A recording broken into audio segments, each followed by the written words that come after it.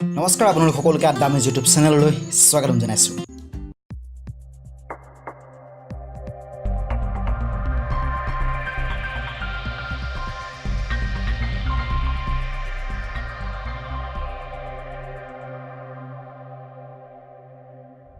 আমি ভিডিঅ' বনাই আছিলোঁ ভুৱন মোহন বৰুৱা, যাৰ জন্মনাম কাঞ্চন বৰুৱা। এই কাঞ্চন বৰুৱাৰ এখন কালজয়ী প্ৰেমৰ উপন্যাস অখিমত যাৰ হেৰাল সীমা, এই কিতাপখনৰ ওপৰত। আৰু আজি এই কিতাপখনৰ ওপৰত বনোৱা 6 নম্বৰটো ভিডিঅ'। আশা কৰিছোঁ আপোনালোকে ভিডিঅ'টো চাই ভাল পাব, গতিকে আহক আজি আমি ভিডিঅ'টো আৰম্ভ কৰোঁ।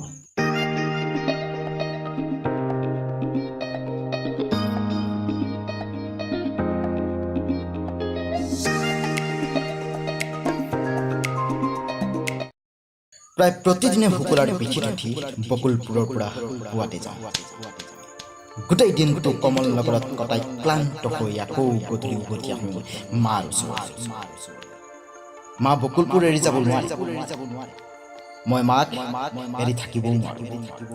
গতিকে ৰঙাটিলাত থাকিবলৈ কৰা লক্ষ্মীনাৰায়ণৰ অনুৰোধ, ৰূপালী পামত থাকিবলৈ কৰা উমা অশোকৰ অনুৰোধ ৰক্ষা কৰিব নোৱাৰিলোঁ। মাজে মাজে বকুলপুৰলৈ উভতি আহিব নোৱাৰিলে চম্পাহঁতৰ নিজৰাত ৰাতিটো কটাওঁ। কিন্তু আচৰিত কথা, স্থায়ীভাৱে তাত থাকিবলৈ চম্পায়ো নকয়। হয়তো মাৰ কথা ভাবিয়ে চম্পাৰ এই ব্যৱস্থা। মাক আগতে খবৰ নিদিয়াকৈ কোনো দিনাই তাই মোক কমল নগৰৰ ক'তো থাকিবলৈ দিয়া নাই। মায়ে চিন্তা কৰিলোঁ এই তাই হয়, কিন্তু মই ওচৰত থাকিলে যে তাই কিমান সুখী হয় সেইটো প্ৰকাশ কৰি নেদেখুৱাই যদিও মই বুজো। মোৰ ভাল লাগে চম্পা মোৰ কৈশোৰৰ খেলাৰ লগত। দুয়ো মুখামুখি হ'লেই আমি তৎক্ষণাত উভতি যাওঁ আমাৰ হেৰাই যোৱা কৈশোৰৰ মাজলৈ। বকুলপুৰৰ নিৰ্জন হাবিত উমলি পৰা এহাল বনৰীয়া জন্তুৰ দৰে হৈ গ'ল। চম্পা যি হৈছে চন্দনৰ কৈশোৰ লগতে বৰ্তমান, আৰু এই চম্পা হৈছে এনেকুৱা এটা চৰিত্ৰ যি চৰিত্ৰটোৰ অবিহনে এই কিতাপখনৰ কাহিনীটোৱে পূৰ্ণতা লাভ কৰিব নোৱাৰে। এই চম্পা কৈশোৰ কালৰ চন্দনৰ খেলৰ লগৰী, যাক চন্দনে বৰ্তমান ভনী হিচাপে পাইছে। আৰু এই চম্পাৰ কাহিনীও কিন্তু বৰ বিষাদৰ, যি চম্পাই নিজৰ মাকৰ মুখখনেই নেদেখিলে। চম্পা সৰু হৈ থাকোঁতে চম্পাৰ মাক দেৱযানী ইহ সংসাৰৰ পৰা মেলানি মাগিলে, আৰু লগতে চম্পাই মাত্ৰ 1.5 বছৰ বয়সতে মাক বাপেক দুয়োকে হেৰুৱালে। আৰু এই চন্দনে চম্পাৰ মাকক দেৱী মাহী বুলি সম্বোধন কৰি মাতিছিল। আৰু বকুলপুৰত সেই সময়ত, যিটো সময়ত চম্পাৰ জন্ম হয়, সেই সময়ত চন্দনৰ মাক পাৰ্বতী আৰু চম্পাৰ মাক দেৱযানী একেলগেই আছিল। চম্পাই মাকক মনত পেলাবলৈ যত্ন কৰে, কিন্তু কোনোমতে চম্পাই মাকক মনত পেলাব নোৱাৰে। কাৰণ এটাই, চম্পাই যেতিয়াৰ পৰা জনা হৈছিল তেতিয়াৰ পৰা চম্পাই মাকক দেখিয়ে পোৱা নাছিল। আৰু এই দেৱযানী আছিল পাৰ্বতীৰ সখীয়ে। আৰু এই মৰাৰ আগমুহূৰ্তত দেৱযানীয়ে চম্পাক পাৰ্বতীৰ হাতত তুলি দি কৈছিল, বাইদেউ চম্পাক তোক দি গ'লোঁ, তাইৰ মা হৈ বাচি থকা মোৰ কপালত নাই যদিও মই জানো তোৰ কোলাত থাকি তাই কোনোদিনেই মাকৰ অভাৱ অনুভৱ নকৰে। চন্দনৰ মনত পৰে চম্পাৰ জন্মৰ কথা। তেতিয়া সময়টো আছিল আবেলিৰ শেষ মুহূৰ্ত। পশ্চিম আকাশৰ অস্তগিৰিৰ টিঙত বিৰাট ডাঙৰ সোণৰ সিংহাসনত চিৰ উজ্জ্বল অস্তমিত হেঙুলীয়া সূৰুজ ৰাতিৰ দেশলৈ যোৱাৰ আগতেই শেষবাৰলৈ চাই লৈছে পৃথিৱীখন। সোণোৱালী বৰণেৰে বুঢ়াই দিছে আকাশখন, পাহাৰবোৰ, গছবোৰ, কাঞ্চনমতীৰ পানীবোৰ। সেই সোণালী মুহূৰ্তৰ সন্ধিক্ষণত পৃথিৱীলৈ নামি আহিছে চম্পা। চন্দনৰ বয়স তেতিয়া 5 বছৰ। চন্দনে সেই মুহূৰ্তত কি কৰিছিল এই কথা কিন্তু মনত নাই। কিন্তু চম্পাৰ জন্মৰ সময়ত এজনী বান্দি আহি চন্দনক ক'লেহি, চন্দন পোনা তোমাৰ এজনী ভণ্টি হ'ল। আগ্ৰহ উৎসাহত চন্দন দৌৰি গ'ল। উদ্দেশ্য এটাই, ভনীক চোৱাৰ, কিন্তু সফল নহ'ল। কাকুতি মিনতি কৰাৰ পিছতো চন্দনক কোনেও দেৱী মাহীৰ কোঠাত সোমাবলৈ নিদিলে। লুকাই বা চুৰ কৰিও চন্দনে কিন্তু সোমাব নোৱাৰিলে। কিন্তু পুৱতি নিশা শোৱাৰ পৰা উঠি চন্দনে এবাৰ সুযোগ পাইছিল ভনীক চোৱাৰ। গতিকে দেৱী মাহীৰ কোঠাৰ দুৱাৰখন চন্দনে লাহেকৈ খুলি দিলে, আৰু দুৱাৰ মেল খাই গ'ল। কিন্তু ধৰা পৰিল দেৱী মাহী আৰু চন্দনৰ মাক পাৰ্বতীৰ চকুত। সেইটো সময়ত চন্দনে ভাবিছে যে চন্দনে নিশ্চয় কিবা এটা দুখ কৰিলে, যাৰ বাবে চন্দনক হয়তো শাস্তি দিব। কিন্তু চন্দনৰ দেৱী মাহী আৰু চন্দনৰ মাকে চন্দনক দেখি এনেভাৱে হাঁহিলে যে চন্দনে কি কৰিবলৈ আহিছিল তাকে পাহৰি গ'ল।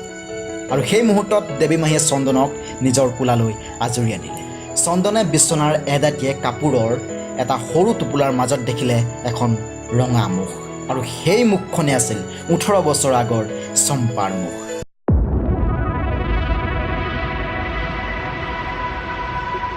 আৰু তেতিয়া তাইৰ বয়স মাত্ৰ 12 ঘণ্টা আৰু এই চম্পাৰ জন্মৰ আঁৰৰ কাহিনীটো চন্দনৰ পৰা আৰম্ভ হৈছে কাৰণ চন্দনে সেই ৰঙা মুখৰ কেঁচুৱাটিক প্ৰথম চোৱাৰ হেঁপাহত এপাহ চম্পা ফুল সেই কেঁচুৱাটোৰ হাতত গুজি দিছিল আৰু তেতিয়াৰ পৰাই চন্দনৰ দেৱী মাহীয়ে সেই ৰঙা মুখৰ কেঁচুৱাটিৰ নাম থলে চম্পা চন্দনে জানে বৰ্তমান চম্পাৰ মনত এটা ডাঙৰ দুখ আছে যিটো চম্পাই সকলোৰে পৰা লুকুৱাই ৰাখে আনকি চন্দনৰ পৰা কিন্তু চম্পাই চন্দনক ফাঁকি দিলেও চন্দনৰ হৃদয়ত চম্পাৰ এই মনৰ দুখকণে টুকুৰ মাৰি থাকে কিন্তু সঠিককৈ ধৰিব নোৱাৰে এই দুখ কিহৰ বাবে হয়তো সৰুতেই মাক বাপেকক হেৰুৱাৰ বাবে চম্পাৰ মনত দুখ কিন্তু ইও এটা মাত্ৰ সন্দেহে আজি গৌৰী সম্পূৰ্ণ বেলেগ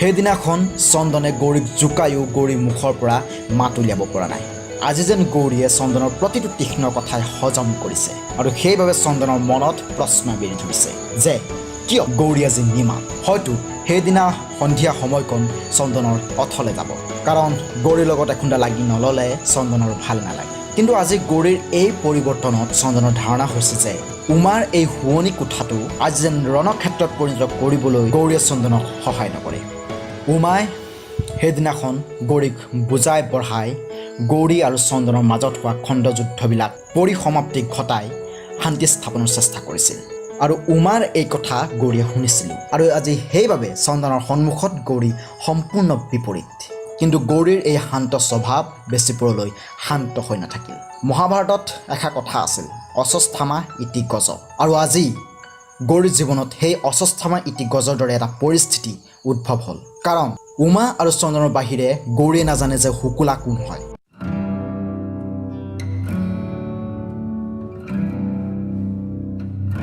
মণিয়ে যেতিয়া পুতলা খেল খেলি আছিল তেতিয়া মণিয়ে চন্দনক সুধিছিল যে চন্দনে কাক সকলোতকৈ বেছি ভাল পায় আৰু উত্তৰত চন্দনে কৈছিল যে শুকুলা আৰু তাতোকৈ বেছিকৈ জ্বলা জুইত ঘিউ পৰিল যেতিয়া চন্দনে গৌৰীৰ সন্মুখতে শুকুলাৰ ৰূপৰ বৰ্ণনা কৰিলে কাৰণ শুকুলাক আজিলৈকে চন্দনে কাৰো লগত ৰিজাই চোৱা নাই আৰু শুকুলা হয়তো গৌৰীতকৈও বহুত বেছি ধুনীয়া হ'ব পাৰে আৰু চন্দনে এইখিনিতে আৰু এষাৰ কথা কৈছিলে যে আচলতে যাক বেছিকৈ ভাল পোৱা যায় তেওঁ চকুৰ আগত সদায় ধুনীয়া কিন্তু গৌৰীয়ে শুকুলাক চিনি নোপোৱাৰ কাৰণে গৌৰীৰ জীৱনত এটা ডাঙৰ ভুল হৈ গ'ল যি ভুলৰ প্ৰভাৱ গৌৰীৰ মনত বাৰুকৈ পৰিব তাৰ লগতে চন্দনৰ জীৱনতো পৰিব সেই নিশা ৰঙাটিলাৰ 3 মহলাৰ ওপৰত থকা আটাইতকৈ ধুনীয়া শুৱনি কোঠাটোৰ বন্তি গছ ভালেমান নিশালৈকে জ্বলিয়ে থাকিল বিশ্ৰাম পোৱা নাই যিহেতু গৌৰীৰ টোপনি অহা নাই গৌৰী একেৰাহে বিচনাত পৰিয়ে আছে মাজে মাজে উঠি ফুৰিছে প্ৰতিদিনৰ গম্ভীৰ গৌৰী আজি নিজৰ কোঠাত অলপ চঞ্চল হৈ উঠিছে গধূলিৰ কাপোৰ সাজ এতিয়াও সলোৱা নাই ইচ্ছাও কৰা নাই ৰূপহীয়ে এবাৰ সোঁৱৰা দিবলৈ আহি অবাবতে ধমক খাই পলাই ফুৰি শেষত শুই পৰিছেগৈ মুকুতায়ো গৌৰীলৈ বাট চাই চাই ওচৰৰ কোঠাটোতে বহি জপৰ মাৰিছে যিহেতু আইদেউ নোহোৱালৈকে নিজেই শোৱাৰ অভ্যাস মুকুতাৰ নাই কিন্তু ধৰিব পৰা নাই হঠাৎ আজি নিশা আইদেউৰ ফল নিজেতো হোৱা নায়েই লগতে মুকুতাকো শুবলৈ আদেশ কৰা নাই তাই হয়তো এতিয়া সপোনতো তাকেই ভাবিছে আইদেউৰ আজি হ'ল আৰু নাভাবি বাৰু কৰিবনো কি মুকুত নাজানে যে ইয়াৰ আচল গুৰি আচলতে 3টা আখৰৰ এটা মানুহৰ হওক বা জানুৱাৰৰ হওক কেলৈ লাগিছে সৰু এটা নামে কমল নগৰৰ ৰাজকুঁৱৰীৰ চকুৰ পৰা টোপনি কাঢ়িব পৰা শক্তি আছে বুলি কোনে ভাবিছিল মুকুতে জানো ভাবিব পাৰে আৰু গৌৰীয়ে নিজে জানো ভাবিছিল সেইদিনা নিশাটো গৌৰীয়ে নিজকে বহুত প্ৰশ্ন কৰিলে গৌৰীৰ নিজৰ ওপৰত খং উঠিল নুঠিব বা কিয় শুকুলাক যেতিয়া গৌৰীয়ে চিনিয়েই নাপায় ভাগ্য ভাল মনে ভবা কথাবোৰ যে আনে নুশুনে নহ'লে আজি গৌৰী সকলোৰে আগত অপ্ৰস্তুত হৈ গ'লহেঁতেন গৌৰী আজি শুব খুজিও শুব নোৱাৰা হ'ল নিজকে নিজে সান্তনা দি মনৰ খং আৰু বেজাৰবোৰ নিজৰ ওচৰতে লুকুৱাব চেষ্টা কৰিছে প্ৰকৃততে গৌৰী হৈছে তীক্ষ্ণ বুদ্ধিমতী ছোৱালী সকলোবিলাক বিষয়ে গৌৰীয়ে ধীৰভাৱে স্থিৰভাৱে ভাবি চোৱাৰ শক্তি গৌৰীৰ আছে কিন্তু প্ৰথমবাৰলৈ যে চন্দনৰ হৃদয়ত গৌৰীৰ কোনোবা যে প্ৰতিদ্বন্দ্বী আছে আৰু সেই প্ৰতিদ্বন্দ্বী যে শুকুলা এই কথা জানি গৌৰী আজি সকলো বিচাৰ বুদ্ধি আৰু শক্তি দুৰ্বল হৈ গৈছে গৌৰীয়ে দাপোনখনৰ সন্মুখতে ৰখি কথা পাতে নিজকে প্ৰশ্ন কৰে যে চন্দনৰ হৃদয়ত থকা শুকুলা গৌৰীতকৈও অধিক ধুনীয়া নেকি যাৰ বাবে চন্দনে গৌৰীক অৱজ্ঞা কৰে কিন্তু ইয়াৰ উত্তৰ কিন্তু প্ৰতিবিম্বয়ো গৌৰীক দিব নোৱাৰে আজি ভিডিঅ'টো ইমানখিনিতে শেষ কৰিছোঁ আশা কৰিছোঁ আপোনালোকে ভিডিঅ'টো চাই ভাল পালে যদি ভাল পালে তেতিয়াহ'লে ভিডিঅ'টো লাইক কৰিব আৰু তাৰ লগতে ভিডিঅ'টো শ্বেয়াৰ কৰিব ভিডিঅ'টোৰ ওপৰত যদি কিবা যদি ক'বলৈ মন গৈছে তেতিয়াহ'লে তাৰ কমেণ্ট বক্সত আপোনালোকে জনাবলৈ নাপাহৰিব ইয়াৰ পিছৰ খণ্ডকেইটাও অতি সোনকালে আহিব চেষ্টা কৰিম অতি সোনকালে আপলোড দিবলৈ গতিকে আজিলৈ আপোনালোকৰ ওচৰৰ পৰা বিদায় মাগিছোঁ আপোনালোকে চাবলৈ নাপাহৰিব আছামেজ বাই